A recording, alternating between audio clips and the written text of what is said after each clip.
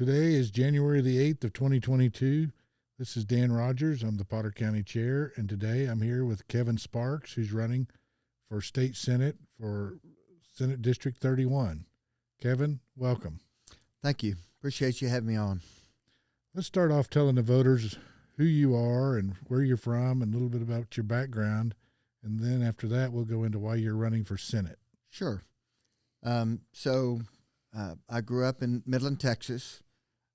My dad was and is a petroleum engineer. So as a kid, I grew up going to the field with him. And, it's really by junior high, I'd pretty well decided that going into the oil and gas business is what I wanted to do. And so when I graduated from college, I got a business degree from the University of Texas. I moved back to Midland. Joined my dad and my older brother, who's a petroleum engineer, in Discovery Operating, Inc. Later, my younger brother graduated from A&M with the MBA, joined us, and so I've spent 35 years in the oil and gas business in Midland, Texas. I've been married for more than 30 years. My sweet wife, Jill, is from Monahans, grew up in Monahans, graduated from Monahans High. And, I like to tell people her whole life dream was to move to the big city, when you come from a place like Monahans. So when she graduated from Tech, she moved to Midland. And that's where we met. She was teaching junior high. And so she's been living the dream now for more than 30 years. We have 4 kids. Our youngest is a sophomore in college. And that's really life stage wise kind of what gave us at least the opportunity to consider stepping out and going to serve the great people of District 31 in Austin. I never really intended to run for public office, but I was approached last summer by some patriots asking if I would consider running for this position. And as Jill and I kind of pondered and prayed through that prospect, we honestly couldn't come up with a good enough reason to say no. We love our state, and we're deeply concerned when we look at other things going on around our nation and realize that what we have here in Texas can be gone tomorrow if we're not vigilant about, holding our conservative values and trying to impose them upon Austin and all the craziness that goes on there. Interesting. So what do you think are the 3 biggest issues facing West Texas that you want to help resolve in the state legislature? Well, I get asked this question a lot, and I would say, first off, I'm not necessarily an issues-driven candidate.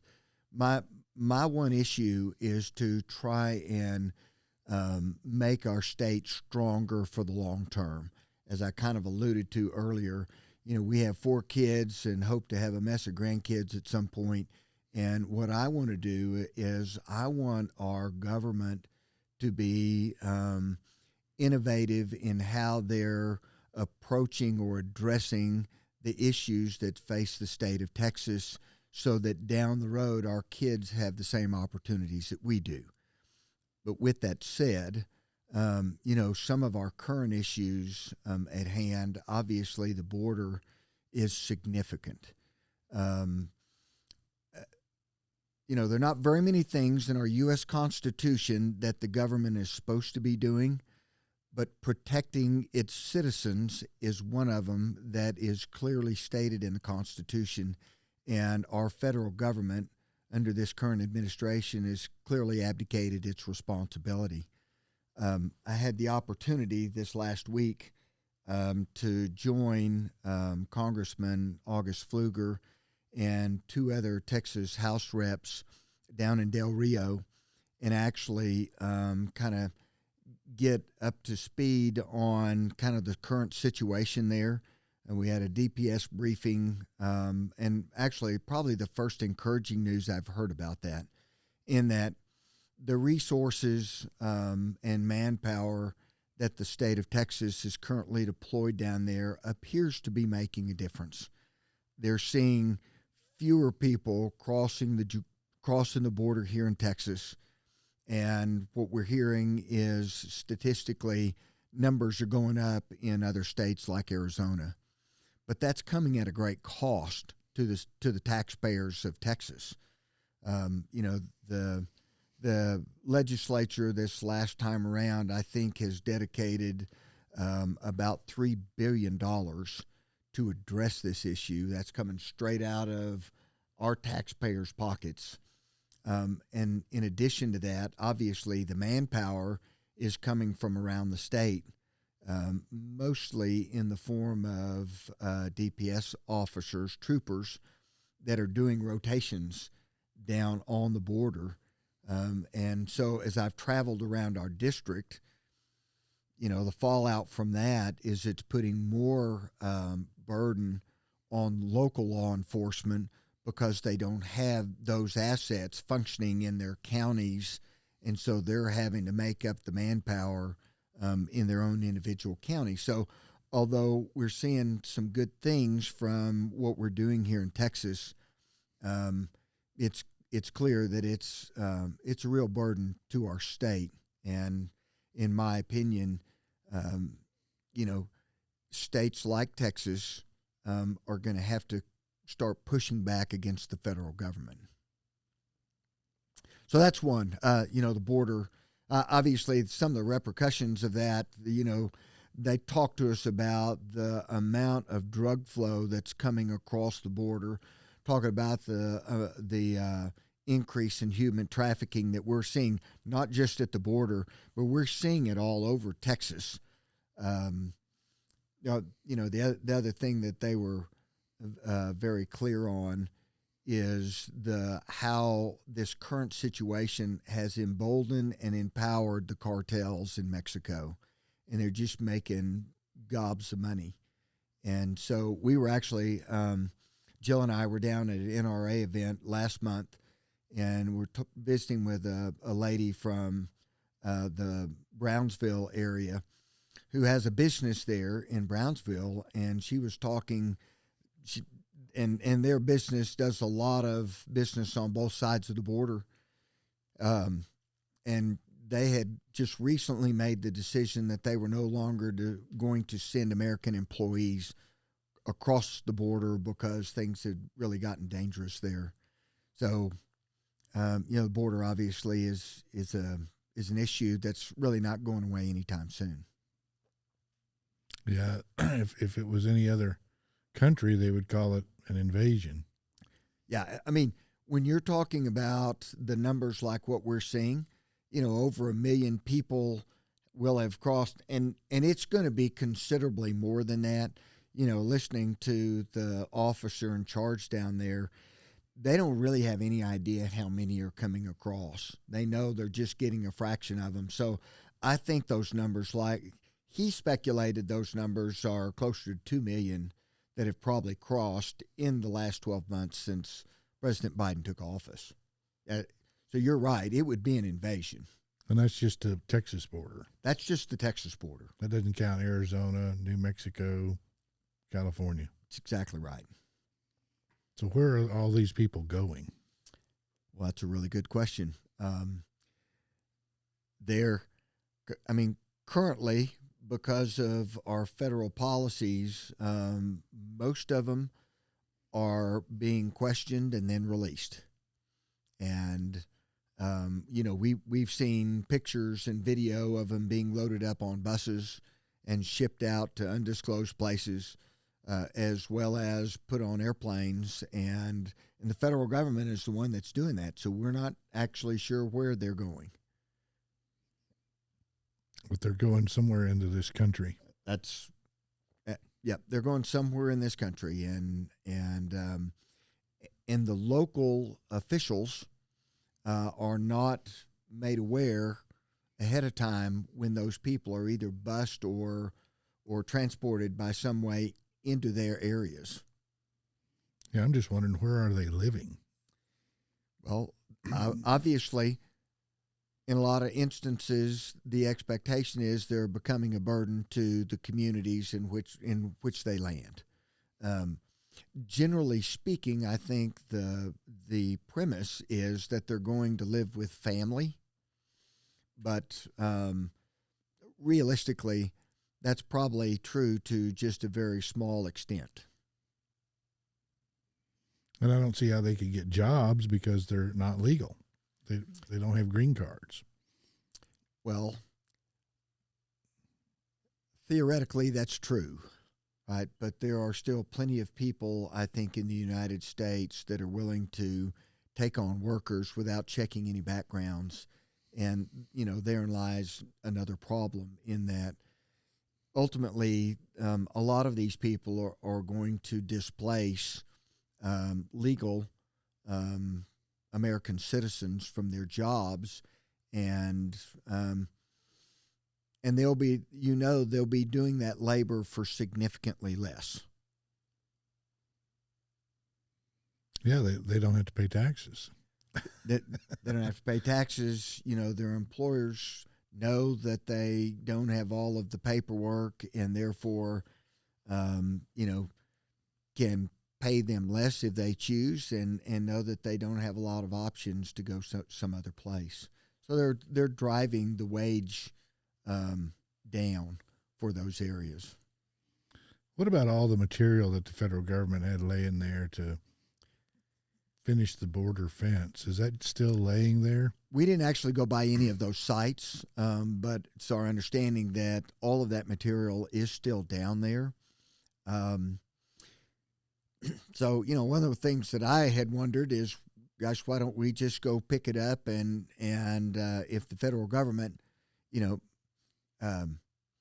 if they have a problem with that, well, we can send them an invoice and we can swap some of this $3 billion that we're currently spending.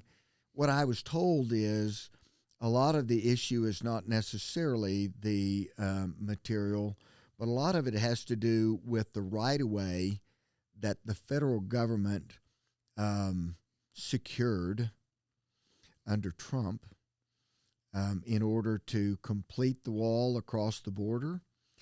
Well, it's now owned by the federal government, and the people that are running the federal government will not release any of that for Texas to use to build the wall. Well, I would just seize it and say we own it. And then put a big come and take it flag on it and say, let's get it on. There is, I'm not an attorney. I don't know all the ins and outs of that, but it appears to me that there really is an opportunity for, once again, Texas to assert states' rights, not just for Texas, but to maybe remind a lot of the other 49 states that this country was founded upon this premise of having 50 independent and individual states. That's right. The only power that's limited in the federal government is the federal government. They have very limited powers. Supposed to. I don't believe they have near the power that people think that they do. The way they exert it, because they know they don't have it, is they use our money, which I think is wrong to ever give money to the federal government. They don't need it. They give grants to the states, to the cities, to the counties, and then they control them. And we should just say no to any federal money. Yes, I think a clear example of that in the last 2 years has been the control that they have had over our medical industry here in Texas when it comes to COVID. And it's clear that our medical institutions here, especially towards the south part of Texas, they struggle because of the amount of indigent care that they're required to give, and so they struggle economically. And during COVID, most of those institutions were handcuffed by the fact that if they didn't follow strict CDC protocol, that they were at high risk of losing their federal funding. And so you know, anytime we take federal dollars, um, we're not just at risk, it's a given that they're going to dictate in a very large way how we handle our business. Yeah, that we're giving away our sovereignty. No We different than if we let the Russians come in here and give us money. I mean, that's kind of what the Chinese are doing all over the world. That's what I was going to say. It's not unlike what we've seen now with China.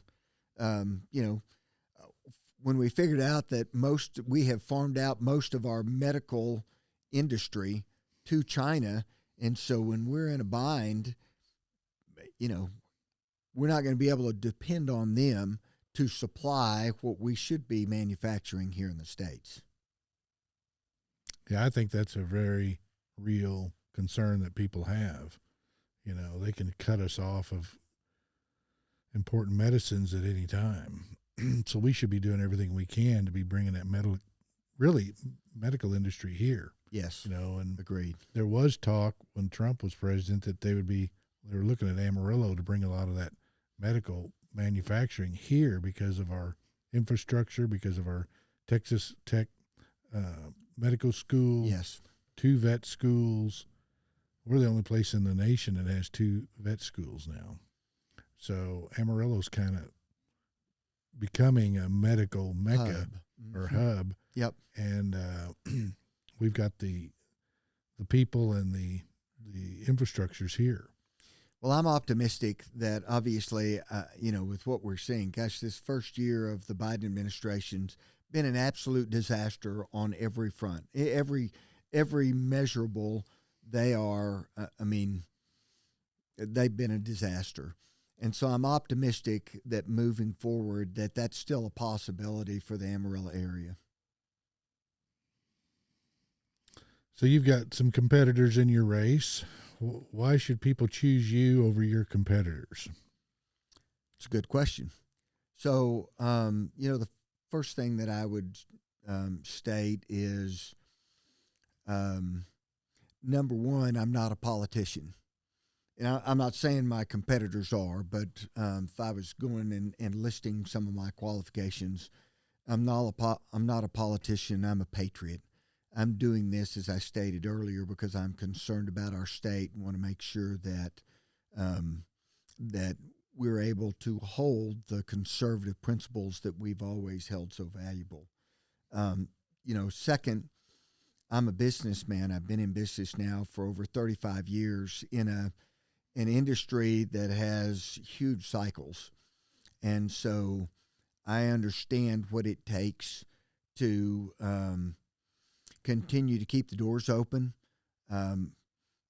Realistically, when you work in an industry that experiences the kind of cycles that the oil and gas industry does, helps you understand that, you know, it's always a good plan to keep a tight hold on your expenses, because that's really about the only thing that you can control. And so I think 35 years of experience on the business side, you know, in addition to the oil and gas business, because I work with my dad and my 2 brothers, we've also, in attempts to diversify, have been involved in all different kinds of business and industry. And, you know, over the years, I've learned an awful lot. You know, you make mistakes, and hopefully you learn from those things, and it makes you a better business person moving forward. So I think we saw the benefits in Washington, D.C., having a business person in the White House. You know, when you get right down to it, that's what the legislators are called to do, is they're called to take care of the business of the state. And I think our state will function better the more business experience we have at the state level. You know, my specific business, obviously, is oil and gas. And when I got out of school, our industry was going through the downturn of the mid-'80s. I graduated in '86, and January of '86 is when the bottom fell out. So I immediately went to the field, spent the first 3 years pumping and roustabouting as we tried to make sure we kept the doors open. And I'm proud to say next year Discovery Operating Inc. will celebrate 50 years, God willing. And during all of that time, we have not laid anyone off for economic reasons. We've had some down cycles where we've taken pay cuts in order to keep from firing folks, but we've always been able, working together with our staff, we've always been able to ride out those low times and figure out how we can keep from, because our staff really functions like family. But on the oil and gas side, one of the things I realized early on was we have 31 state senators. Not a single current state senator has any oil and gas experience. And so, when you think about the reality that the oil and gas industry represents roughly 35% of our state's economy, it's kind of ridiculous to think that we're debating issues in the Senate. We don't have anybody that has real experience about the nuts and bolts of that industry. I'd take that one step further and say, when I look at, the ag industry or manufacturing, yes, they have different issues, but a lot of their issues have commonality in that those issues are created a lot of times by federal regulation. Yeah. And so although I may not know the details of a lot of those things, I understand in concept what they're working through. Farmers and ranchers at the end of the day are just business people. Yep. And we share a lot of the same problems. And so I think from that standpoint, I'm going to be able to relate to those as well. Last thing I would say along those lines, one of my responsibilities at Discovery Operating has been working with landowners. A lot of times we're going into a situation where the landowner may not own minerals. And so we're more of a nuisance to them, and they would rather us go away. We have a responsibility to develop those minerals.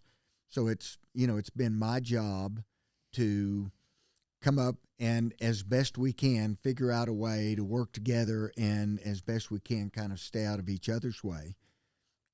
In trying to do that, I've learned an awful lot about ranching and farming, because the more I know about that, the better chance we have of coming to some type of solution that can work for both sides. So I feel like really I'm uniquely qualified to represent this vast district in really all facets of our economy. So about a year ago, we had that big freeze, and it froze the gas wells. How can that happen? Well, that's a little bit of a misnomer in that it wasn't the freeze that froze most of the gas wells. Flowing gas doesn't freeze. Where we ran into problems, at least down in our part of the world, down in the Permian Basin, was in an attempt to keep electricity going to the metropolitan areas, they chose to shut electricity down across the Permian Basin. So when you shut the electricity off, then you've got situations where things will freeze up.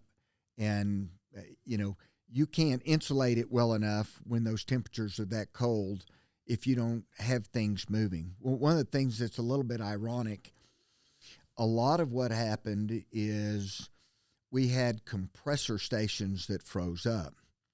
Well, over the last 5 years, or 7 maybe, because of some of the policies that came from the EPA during the Obama administration, we had a lot of our industry that went to electric-driven compressors out in the field, where previously they were all natural gas-driven. Well, so had they still been natural gas-driven, they'd still be running, but they were electric drive compressors out in the field. PUC and ERCOT shut down electricity to those fields in order to allocate it other places, and therefore we had major freeze-ups. That's just one instance. I mean, there are a lot of different things that took place during the freeze, but realistically, we're not addressing the real cause of what happened. Yep, fix the cause and problem vanishes. Yeah. So the reality, and we're not hearing many people talk about this like we should, because that was devastating. Yeah. I mean, you know, I heard somebody, you know, during that time say, you know, Texas freezing up, you know, is kind of like, you know, starving to death in the middle of a grocery store. It just should absolutely never happen. Yeah. But the position that we've got ourselves into, which is not unlike where California is that we have built too much intermittent power generation in an attempt to, you know, become dependent on renewables and scale back on our burning of hydrocarbon. And so when you look at the fact that our grid relies more than 25% on what I would consider intermittent power, because the wind doesn't always blow and the sun doesn't always shine, and we aren't mandating those entities to have backup reliable power. When you get to extreme weather conditions, whether it's heat or whether it's cold, it's just a matter of math. Yeah. You're not going to have enough power to take care of the grid. Yeah. And we're going to have some policy changes in order to correct that, because right now we have we're incentivizing both wind and solar with subsidies and other things that's making it not it's not allowing private industry to be competitive with other sources of power generation. Because the government's doling out money. Right. It's a clear case of government choosing winners and losers. Yeah. And at the end of the day, the taxpayer is going to lose on both sides. Yeah. Because it's their money that they're giving to these entities to build intermittent power. They're also going to be the consumers that at the end of the day, if there's a problem, wind up in the dark. So they're paying more money in taxes so they can freeze to death. Yes, ultimately. Makes a lot of sense. Yeah, I've always said you have two kinds of power, reliable and unreliable. Why are we focusing on producing unreliable power when we have natural gas, which burns clean, that's 100% reliable, and we have it running out our ears, and it's cheap. We've got plenty of it, and as we drill and produce it, we create lots of jobs.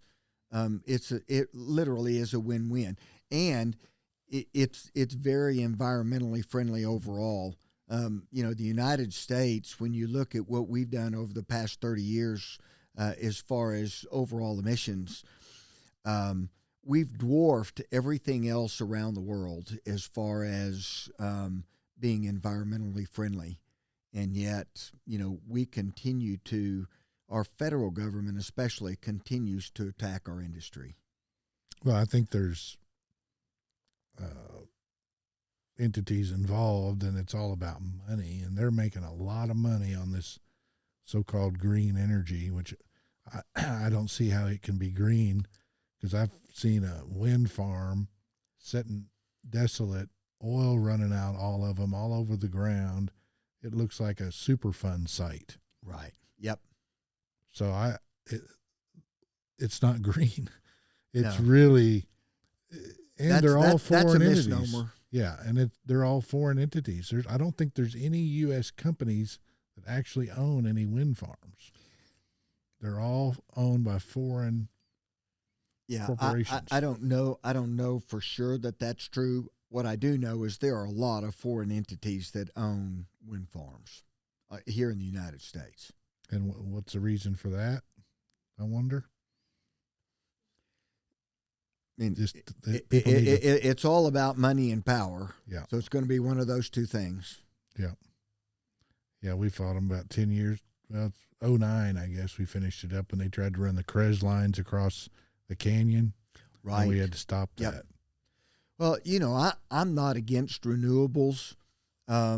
If they, number one, if they make economic sense without subsidies. Mm-hmm. And number two, if we can prove that from an environmental standpoint, from cradle to grave, that they, are doing what they claim that they're doing. And I just know that, there are a lot of falsehoods in there. Yeah, it's not what people think. No. Yeah.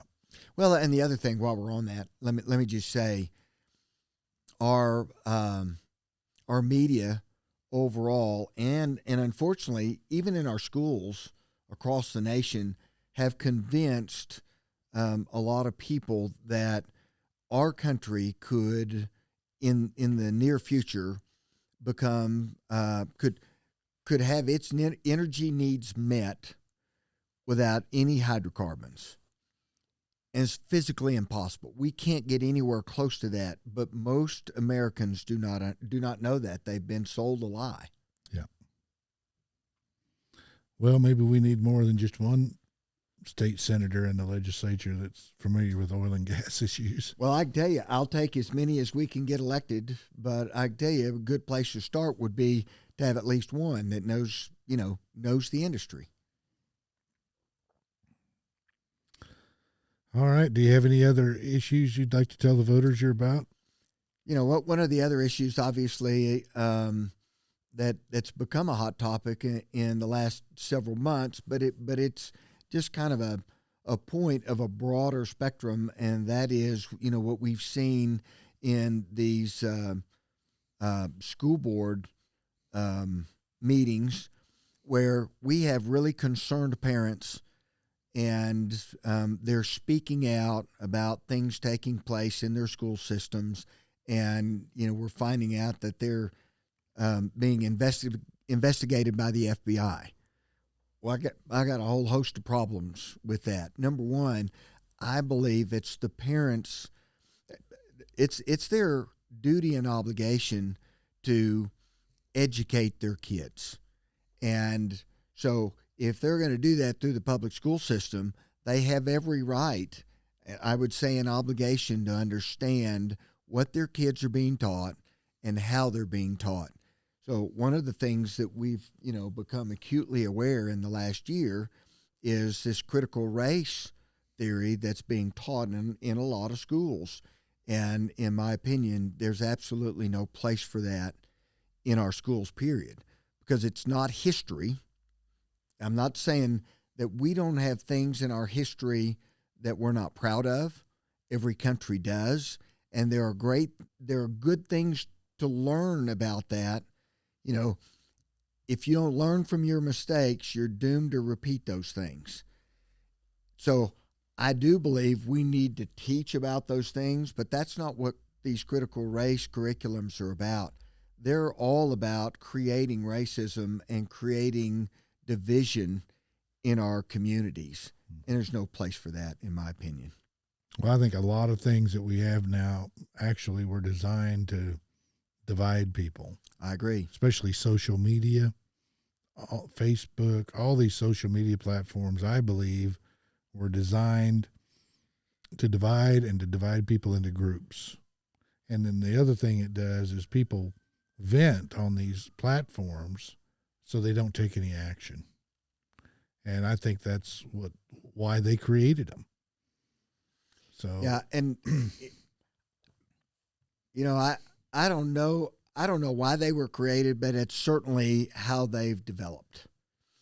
And when you look at when you look at all of that, they have, whether by design or by implementation, they have become kind of these echo chambers where you used to when we were young and you had the nightly news, the media you always knew was probably more left than center, but you had anchors and you had reporters that at least made attempts to share both sides of a story.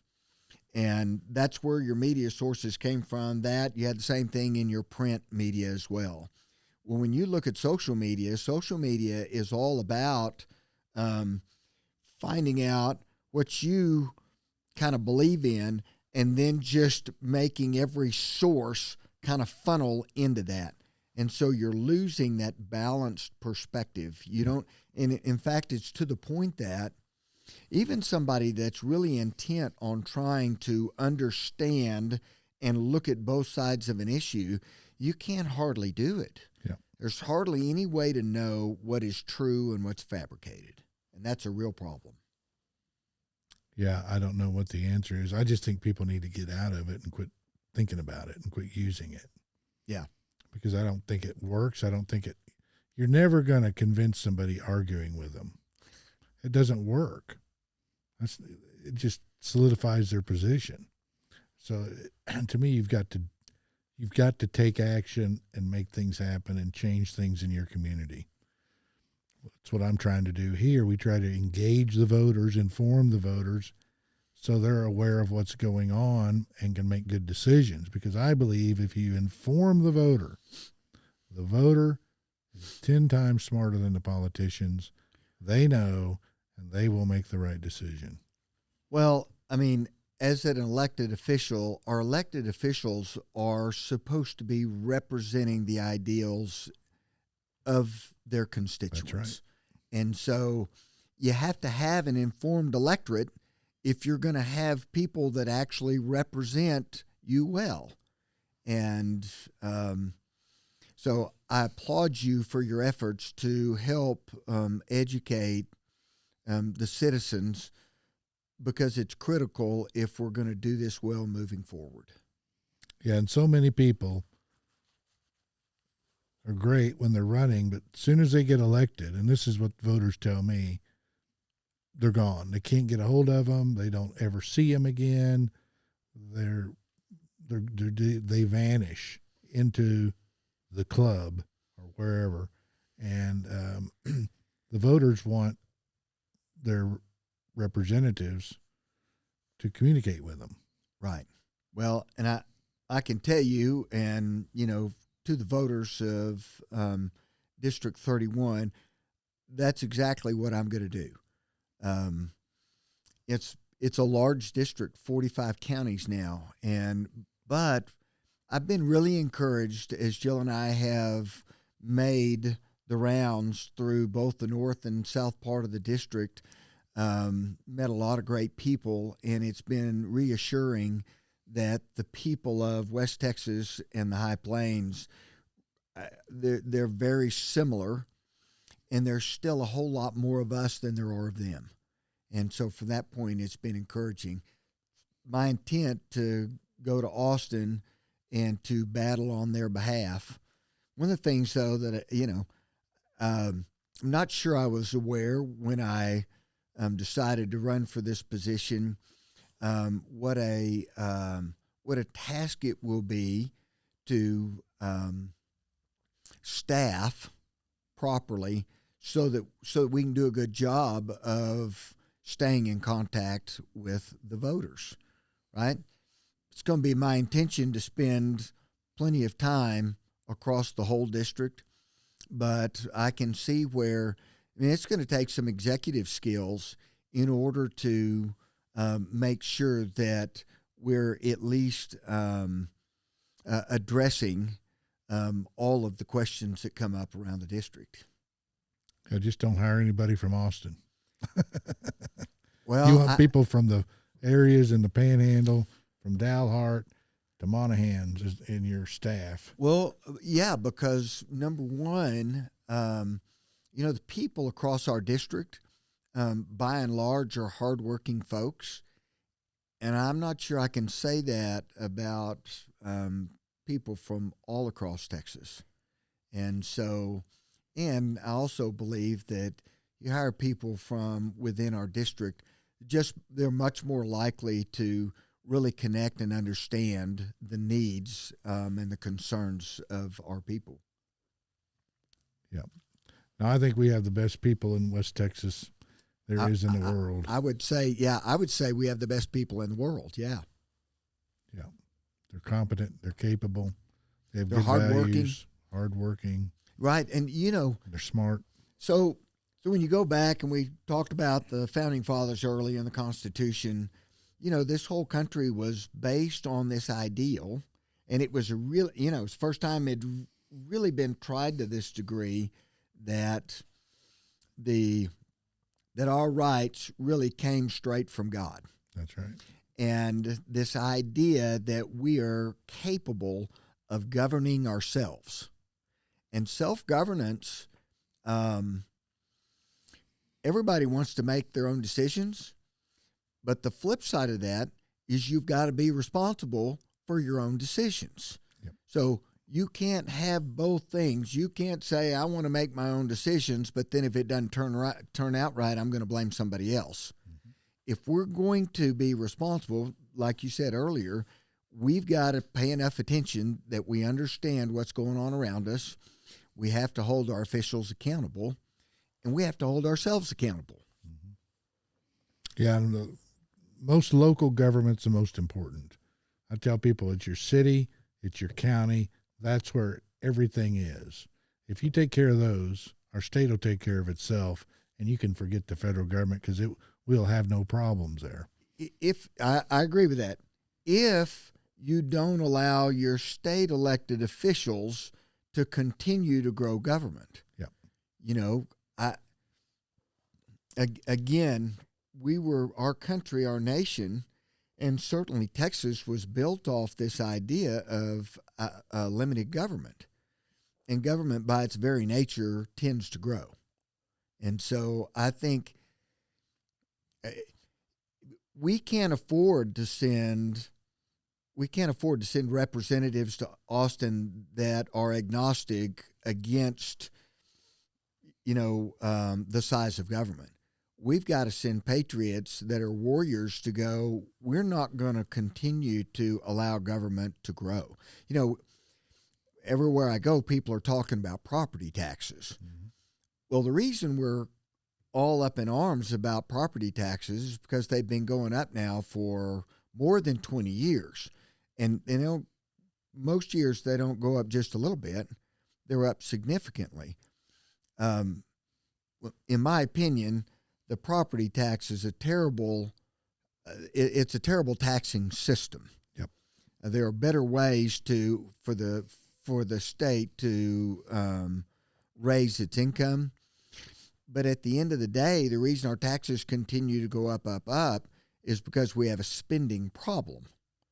And, I'd love nothing more than more of those tax dollars to stay here in the community as opposed to sending them to Austin, and then we have to go beg Austin to get our tax dollars back, just like we were talking about earlier, to the federal government. Yeah, and property taxes are all at the county level. I believe the counties have the ability to change that system. They can do it. They just got to stand up to the state. Just like the states need to stand up to the federal government, the county governments need to stand up to the state government. And, at the end of the day, part of our policy problems are because we have poorly run communities. A lot of those take place in Democratic-run areas, and the state legislature is trying to correct what those community leaders in those settings are doing. But it's the downside of that is it affects, some of our more rural communities that probably by and large are doing a great job. And so it restricts them from being able to do what their constituents want to do. In my mind, if you don't pay attention and elect good, solid local leaders, you're at the mercy of, if they make bad decisions, that's part of your problem. That's right. That's taking responsibility or lack of responsibility for being involved and being part of the process. Yeah, I agree with that. You can't go in and bail them out because then that creates all kinds of other problems. It creates all kind. It's once again, Then we it's start some form of subsidizing government, choosing winners and losers. I've always thought we need a constitutional amendment. If I was going to have, to me, you could basically get rid of everything after most of those amendments. Yeah. But you need one, and that is separation of business and government. That's a big problem because, and I just cringe when I hear our elected officials say, we're going to have a public-private partnership. Right there, to me, they're violating every tenet of capitalism and every tenet of a Republican form of government.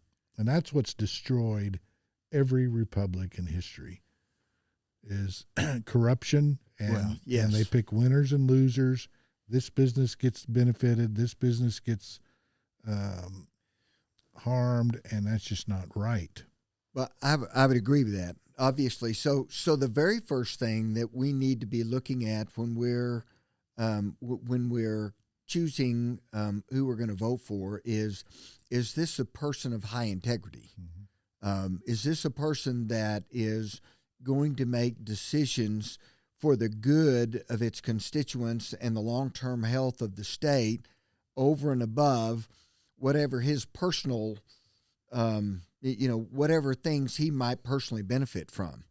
I give an example. I'm in the oil and gas business, and it's a critical component, I think, of our state.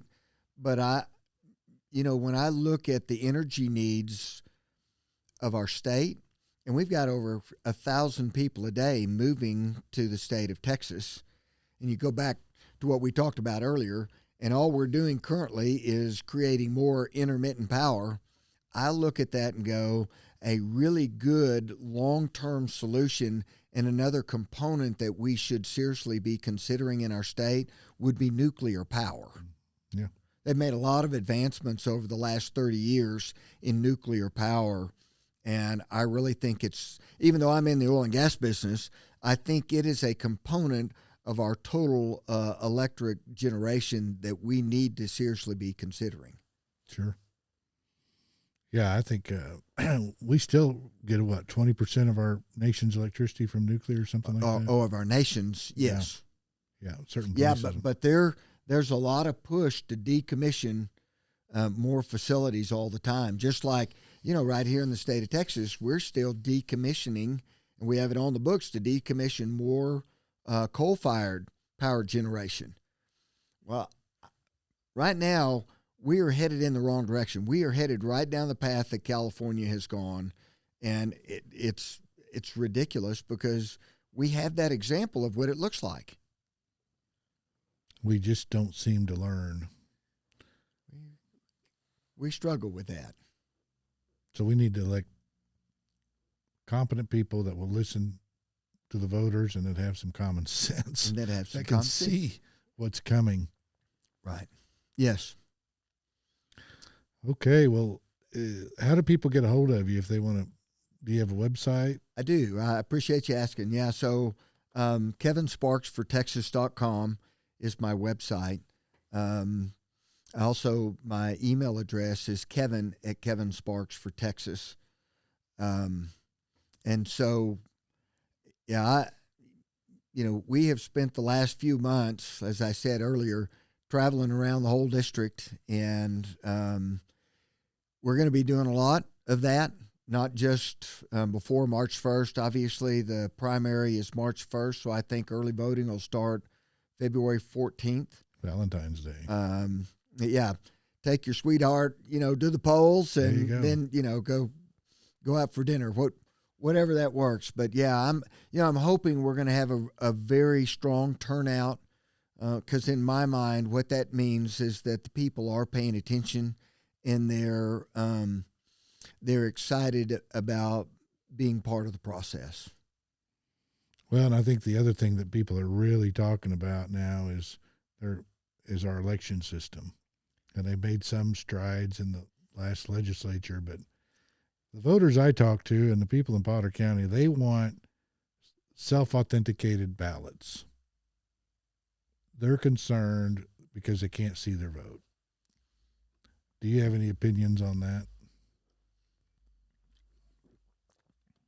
I think, and I think some of the legislation that was voted in during the session and the subsequent sessions, I think were steps in the right direction. You're talking specifically about ballots that,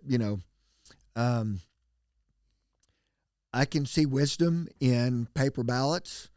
I understand it takes a lot of manpower. But at the same time, if we're intent on reducing fraud, which, if we can't have free and fair elections, then we no longer have a democracy. And so I do know the little that I've learned about our electronic balloting, I think is subject to influence, outside influence. And so,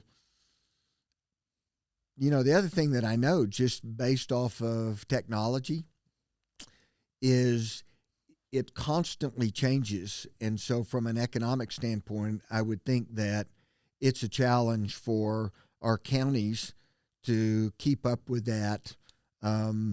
You're constantly having to spend dollars, and in a lot of instances we don't really have the expertise to make sure that all of our equipment are safeguarded, to the utmost standard. So, well, I was an election judge 15, 20 years ago.